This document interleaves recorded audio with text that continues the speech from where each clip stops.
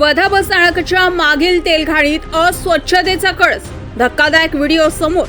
वर्धा बसस्थानकाच्या मागील बाजूस असलेल्या तेलघाणीतील अस्वच्छतेचे धक्कादायक चित्र समोर आले।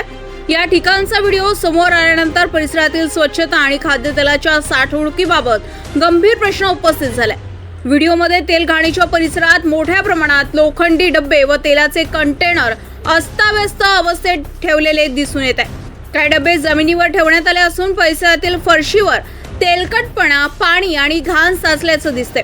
खाद्यतेलाशी संबंधित कामकाज सुरू असलेल्या ठिकाणी स्वच्छतेची योग्य काळजी घेतली जात नसल्याचे दृश्यांवरून दिसून येत आहे। या ठिकाणी काम करणारी व्यक्ती डब्बे आणि इतर साहित्य हाताळताना दिसत असून आजूबाजूला मोठ्या प्रमाणात साहित्य साठवलेले आहे। तेलघाणीच्या परिसरात स्वच्छता, साठवणूक व्यवस्था आणि कामगारांसाठी आवश्यक सुरक्षतेच्या उपाययोजनांचा अभाव असल्याचं प्रथमदर्शनी जाणवतंय।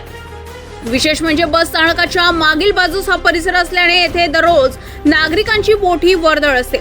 अशा ठिकाणी खाद्यतेलाची प्रक्रिया किंवा साठवणूक होत असल्यास स्वच्छता व अन्न सुरक्षेच्या नियमांचं पालन होणं अत्यंत आवश्यक आहे। समोर आलेल्या व्हिडिओची संबंधित अन्न व औषध प्रशासन तसेच स्थानिक प्रशासनानं दखल घेऊन तेलघाणीची प्रत्यक्ष पाहणी करावी, स्वच्छता व अन्न सुरक्षा नियमांची तपासणी करावी आणि नियमांचं उल्लंघन आढळल्यास संबंधितांवर कारवाई करावी, अशी मागणी होत आहे।